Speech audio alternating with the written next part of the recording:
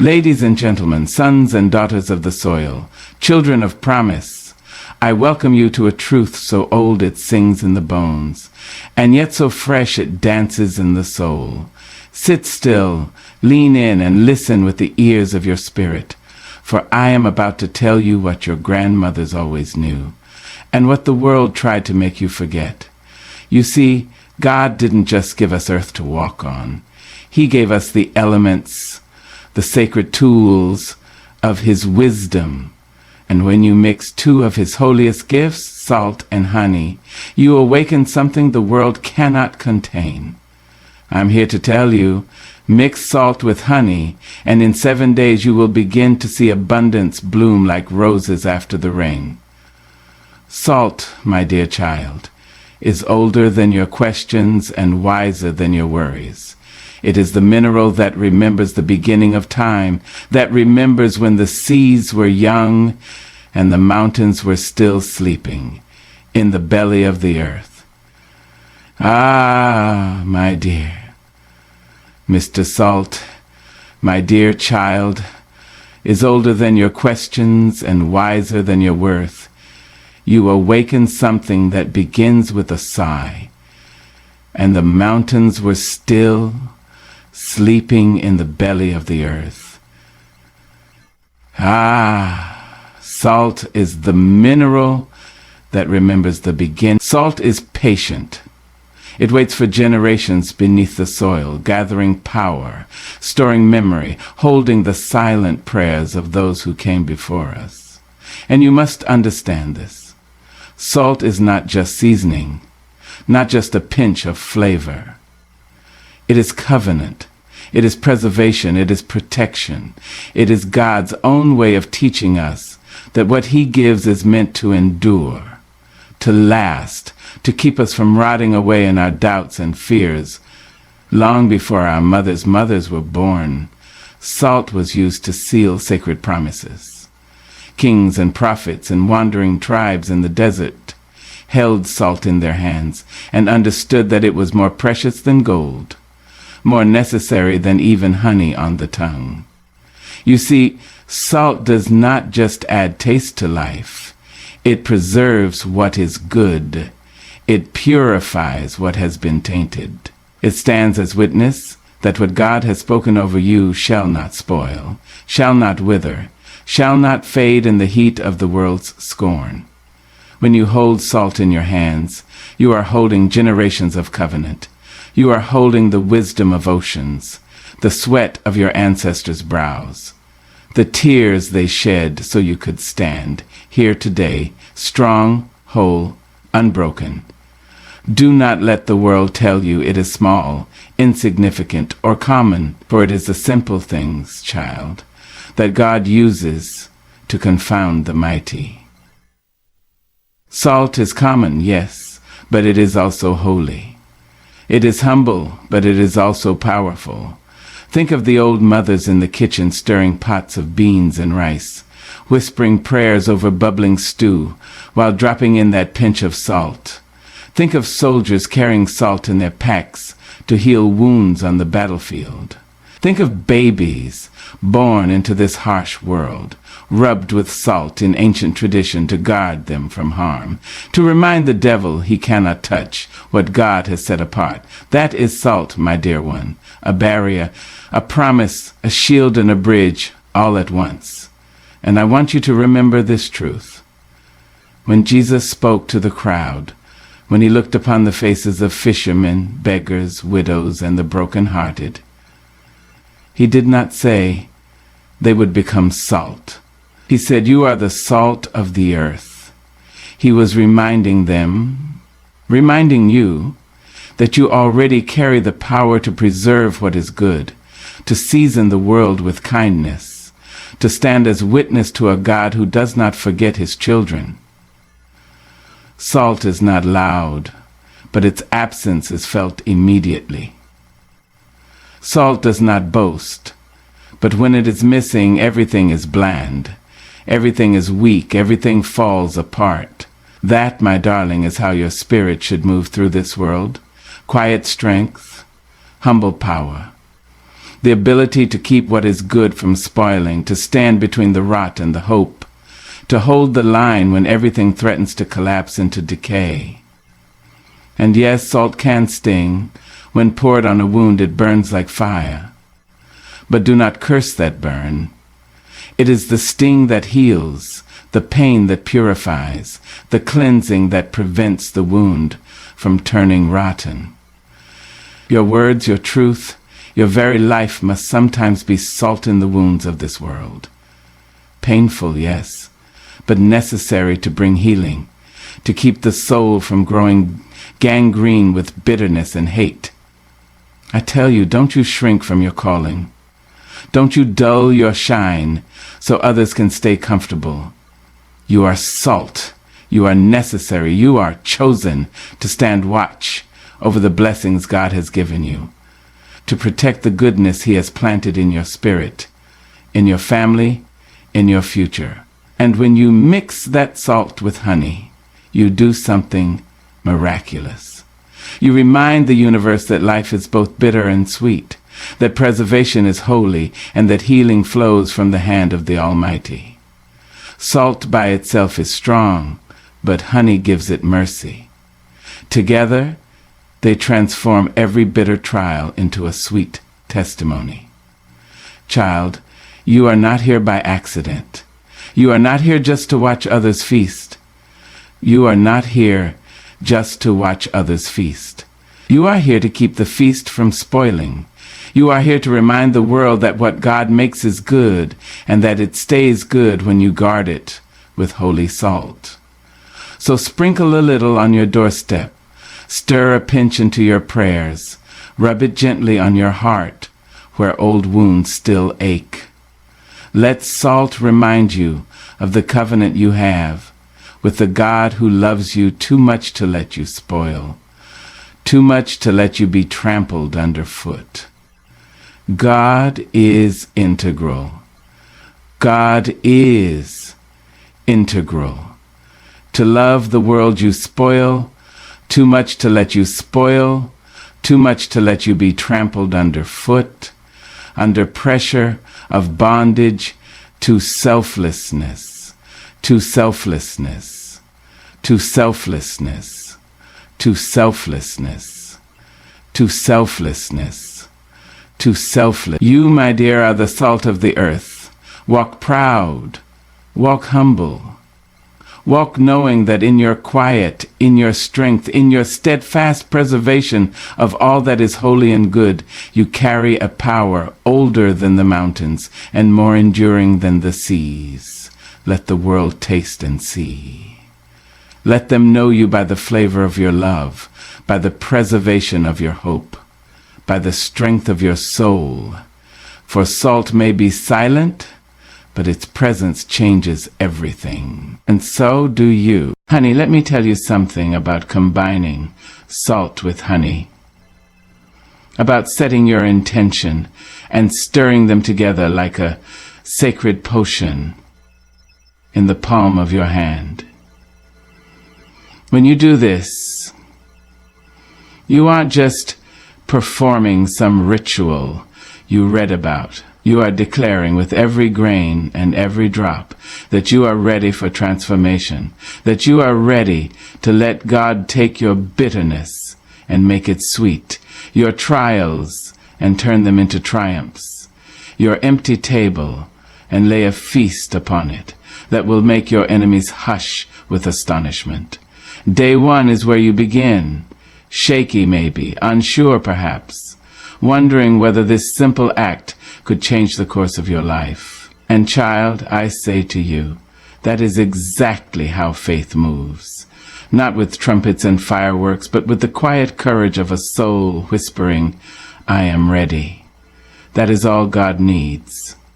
A whisper, a willing heart, the smallest crack in your doubt, so He can let in His light. You take that spoonful of honey, golden and thick like liquid sunshine, and you honor it. You don't rush. You don't dismiss it as superstition or silly nonsense. No, you respect it as a gift, because every sweet thing that comes from the earth is a reminder that God intends for you to know joy, to taste goodness, to smile even after the tears have fallen for years. You mix the salt slowly, feeling it dissolve into that honey, becoming one, becoming whole. And as you stir, you pray, not some complicated prayer with big words you don't understand, but the cry of your own spirit. Lord, make my life new. Lord, preserve what is good. Lord, heal what is broken. Lord, bring sweetness to the bitter corners of my heart. On this first day, you do not need to prove anything. You do not need to fight the world or justify your need. You only need to show up and let God see you. God sees you as you are. God sees you when you are sick. God sees you when you are aching.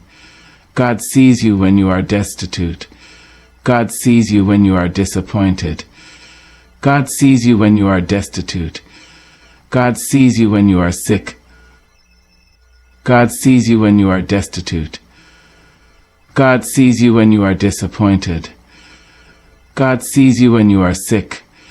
God sees you. You only need to place your hands on what He has given you and say, yes, I am willing. That is enough.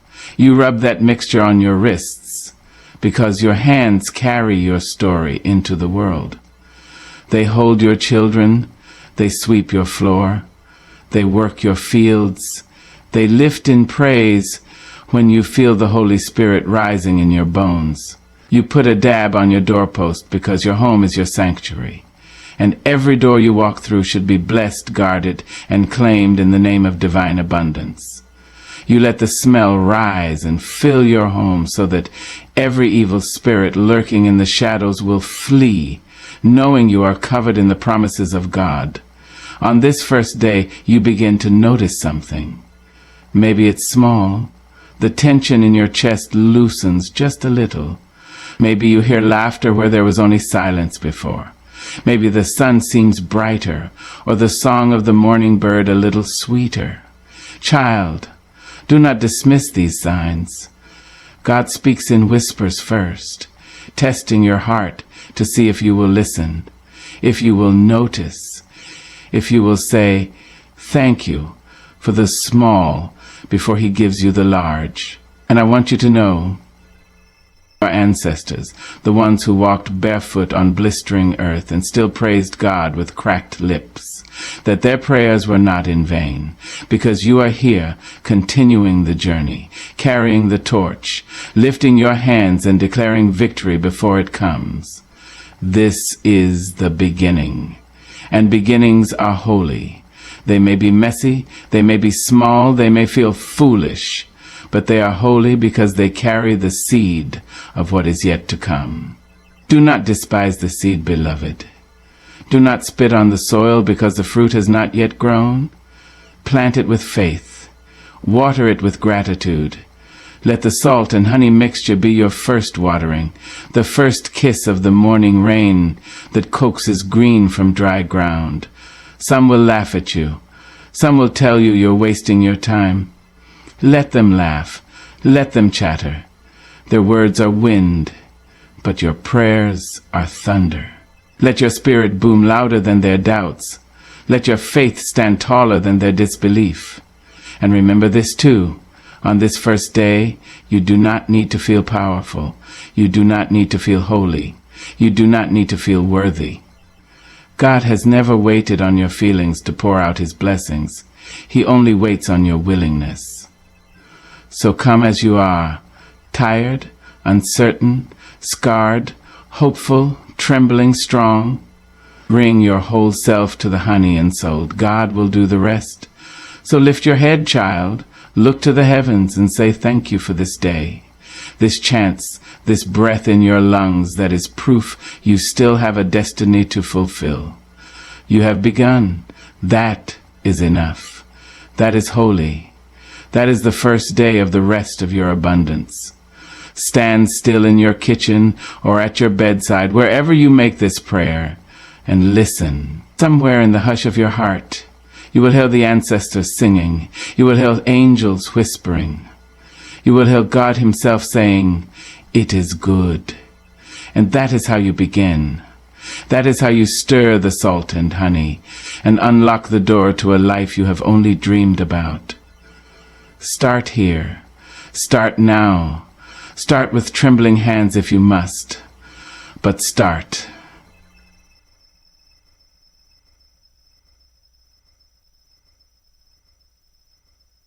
On the third day, child, something stirs in the air around you. You may not see it with your eyes, but your spirit feels the shift, like the hush before a summer storm, like the crackle of lightning in the distance. The salt and honey have begun their sacred work, seeping into the corners of your life, where the cobwebs of fear and doubt have gathered for too long. You rise from your bed and notice the heaviness that used to cling to your shoulders is beginning to lift. The world, though still hard and unpredictable, seems softer at the edges. You hear the wind rustling the trees, and it sounds like a hymn. You taste your morning tea, and it feels like hope slipping down your throat, warming the cold spaces that life's trials carved in your chest. Oh yes, baby. This is the day when doors begin to creak open, not with grand fanfare, but with the holy hush of divine timing. You might receive a phone call from someone you haven't heard from in years, offering you a chance to mend old wounds. You might see an email appear like a dove at your window, carrying news of a job, an opportunity, a blessing you thought would never come. Don't brush these moments aside. Don't call them coincidence. Remember, coincidence is just God's way of remaining anonymous. On this third day, your prayers start to bloom, slowly, tenderly, like a rose pushing through the cracked sidewalk of your struggles. You have mixed your salt and honey with trembling faith, and now, like yeast in the dough, it is rising, transforming what was flat and ordinary into something abundant, something nourishing, something that will feed your soul and the souls of those around you. I know you've been weary. I know you've cried into your pillow at night, asking why doors stayed locked, why every turn seemed to lead to another dead end. But listen to me, child. Sometimes God doesn't open the door because he is strengthening your knock. He is building your muscles of faith, fortifying your spirit, teaching you the song of persistence, so that when the door does open, you will walk through with a spine made of iron and a heart made of gold.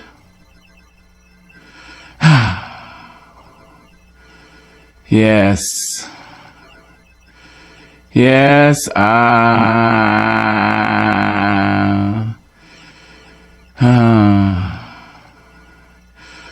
made you smart, sometimes made you smart, sometimes made you smart, forbearing you. You see, on this third day, something deeper than chance is at work. Heaven has been watching your small acts of devotion. The angels have been leaning over the balcony of eternity, whispering, "Look at her. Look at him, still believing, still hoping, still mixing salt and honey when the world calls it foolish." And the heavens cannot resist a faithful soul. It is here, in the quiet of this third day, that you must stand guard over your mind. Doubt will creep in like a thief, whispering, "This is nonsense, nothing is changing, you are still stuck, still broke, still broken." But you look that lie square in the face and say, "I have planted my seed. I have stirred my mixture. I have spoken to my God, and I will not waver." Some days the evidence of blessing does not come as fireworks in the sky, but as a small breeze that cools your fevered brow. That is how the third day works. It is subtle. It is delicate. It is the hand of God brushing against your cheek, saying, I am here, I am working. Trust the process. This is the day to keep your eyes wide, your heart open, your spirit anchored in gratitude. Sing hymns as you wash your dishes. Sing softly as you fold your clothes. Leave that dab of salt and honey mixture on your wrists, on your doorpost, as a reminder that abundance is not only coming, it is already seeping through the cracks of your life, like dawn breaking after the longest night. Don't let impatience choke your blessing. Don't dig up the seed because you cannot yet see the shoot. Everything grows beneath the surface first, in the hidden dark, where God molds and shapes the miracle, so it will be strong enough to bear the weight of your destiny. I want you to remember, child, that the third day is sacred. It is the day of resurrection, the day when hope rises from the grave of doubt, the day when what was dead in you begins to breathe again. Hold your head high. Walk with your shoulders back. Speak blessing over your home, your family, your future. Proclaim abundance even if your pockets are empty, because faith is not about what you see. It is about what you know in your bones, even when the world calls you foolish. Of all, be grateful. Thank God for the small signs, the subtle shifts, the quiet miracles. Gratitude is the magnet for blessings. A thankful heart is the soil where abundance takes root and blossoms into a harvest so great you will not have room enough to store it. So, on this third day, keep stirring your salt and honey. Keep praying. Keep watching. The door is opening. The blessing is coming. And when it arrives, you will look back and remember this day, the day you chose to believe in the soft, steady whisper of God, rather than the loud, hollow voices of your fear. Child, the third day is not the end. It is only the beginning. Keep walking. Keep hoping. Keep praising. Your abundance is nearer than you think. On the fourth day, something powerful begins to happen, something the enemy fears more than all your prayers whispered in trembling, and all your tears shed in secret. On this day, child, your enemies begin to scatter. They feel the shift in the atmosphere, even if they don't understand it, even if they can't put words to it. They sense that the salt you've sprinkled and the honey you've mixed has summoned the armies of heaven to your side, and the darkness that thought it had claimed you forever begins to tremble at the sound of your rising spirit. You see, there are forces that have lingered in the corners of your life, hidden in the shadows of your past, waiting for moments of weakness to whisper poison into your ear. They have tried to convince you that you were small, that you were broken, that you were forgotten and undeserving of abundance. But on the fourth day, child, the light of God grows so bright in your life that those forces cannot stand the heat. The old curses begin to crack. The generational chains begin to loosen. The spirits that fed off your doubt and confusion begin to scatter like roaches fleeing a sudden light. Do not be surprised if you feel some resistance on this day. The fourth day is the battlefield, the turning point, the place where your spiritual enemies try one last time to hold you in place because they know their grip is slipping. You might feel a sudden wave of fear wash over you, or old memories might surface, taunting you, mocking the progress you have made. Stand tall, baby. Square your shoulders. Look those ghosts straight in the eye and say, I am no longer yours. God has declared me free, and I will not bow to you again. And remember this too, God did not bring you this far to leave you trembling and defenseless. The same God who parted the Red Sea, who shut the mouths of lions, who walked through fire with Shadrach, Meshach, and Abednego, is walking with you now. When you mix that salt with honey, you were not just performing a ritual. You were inviting the power of heaven to dwell in your home, in your body, in your very breath. That power is not fragile. It does not waver in the face of evil. It burns like a holy flame that nothing can extinguish. You might feel the battle raging around you, but don't you dare lay down your weapon of faith. Don't you dare stop praying, stop believing, stop stirring that sacred mixture each day. Because, child, the enemy only fights when he knows he is losing. The pressure you feel, the chaos you sense in the air, it is not proof that your prayer isn't working. It is proof that your prayer is shattering chains in the spirit realm. On this fourth day, walk through your home with your head held high. Touch every doorframe, every window, every wall, and say, "This place is blessed. No evil shall enter. No harm shall befall my family. Every plan of the enemy is broken. Every curse is canceled. Every shadow is cast out by the light of God's glory." Let your voice ring through your rooms like a bell that calls angels to attention. Let your hands do terror. If you feel fear rise, remind yourself that fear is a liar. It is the weapon of your enemy. But you have been given weapons of your own. The salt that preserves, the honey that heals, the word of God that never returns void. Use them boldly. Do not wait for permission to declare your freedom. You are a child of the Most High God, and your inheritance is victory, peace, and abundance. This day is the day when old patterns begin to break. The toxic people who drained your energy and fed off your kindness begin to back away. The burdens that weighed heavy on your back begin to lift. And yes, sometimes you will feel alone in this moment, because God is removing the dead branches so you can grow new leaves. Do not mourn what falls away. Do not cling to what God is cutting off.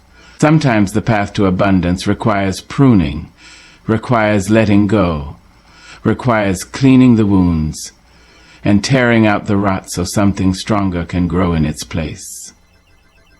This is the fourth day's holy work, the cleansing, the purging, the setting right of things that were crooked in your life. Stand firm, child. Stand strong. Remember that God did not give you a spirit of fear, but of power, love, and a sound mind. And with that power, you speak over your life and say, "No weapon formed against me shall prosper. No evil shall stand against the light of God in me. No tongue that rises against me in judgment shall succeed." Speak it until you believe it. Speak it until the walls echo with your confidence. Speak it until the enemy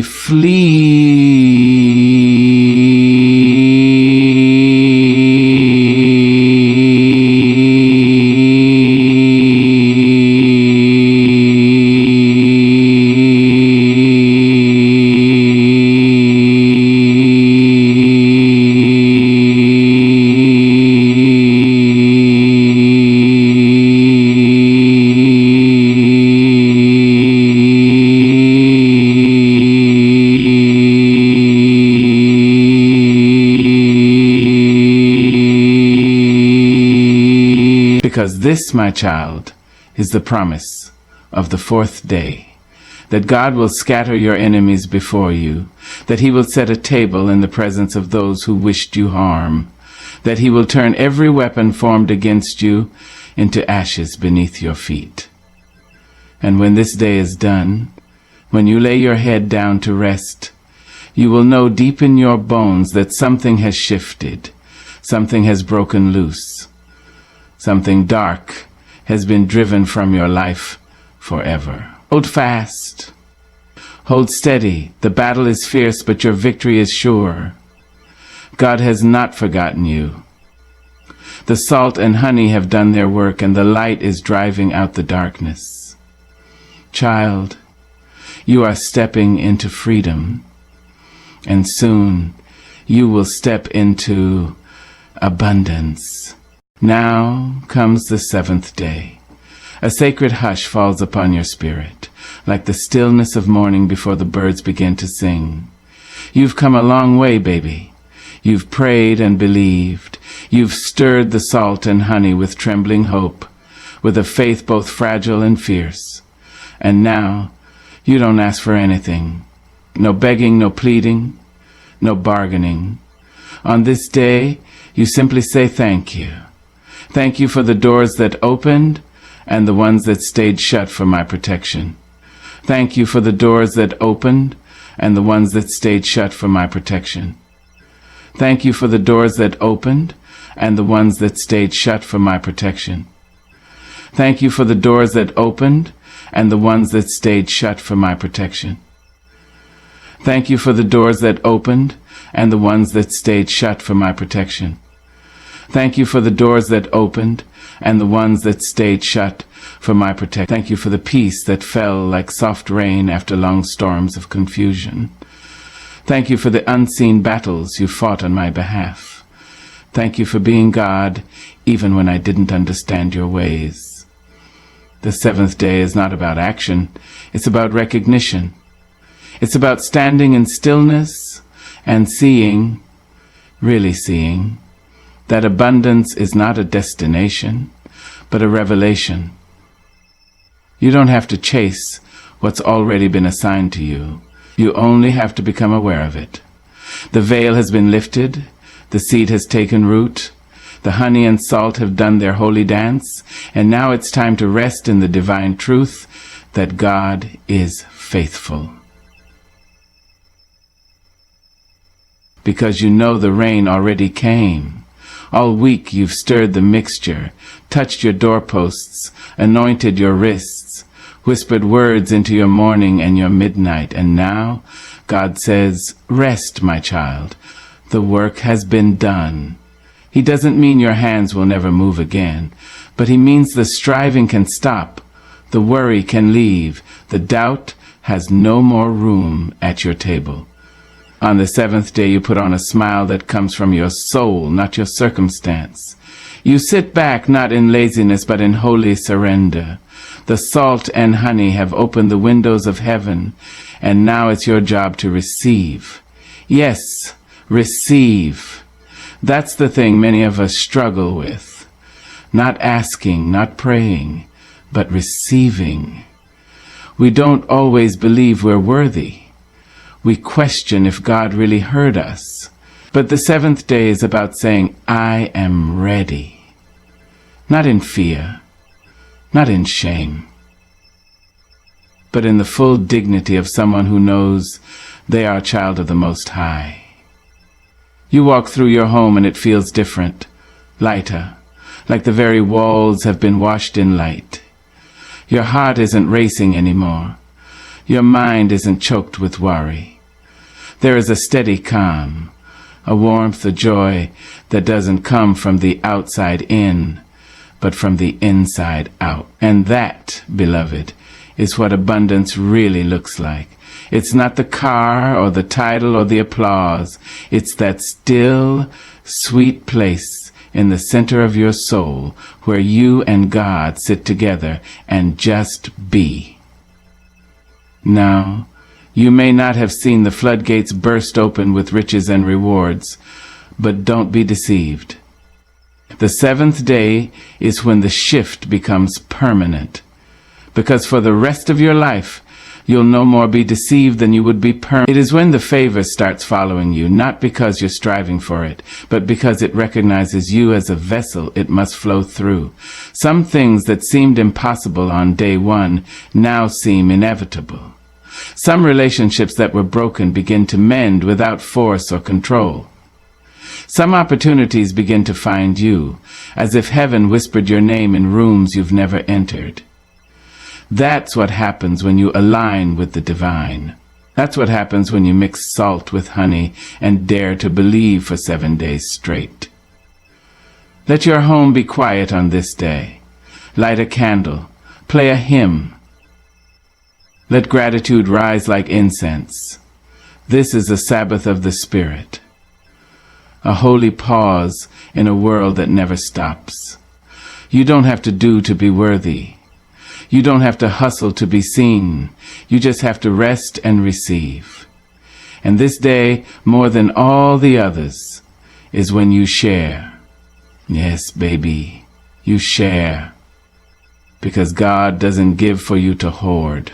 He gives so the blessing flows through you to others.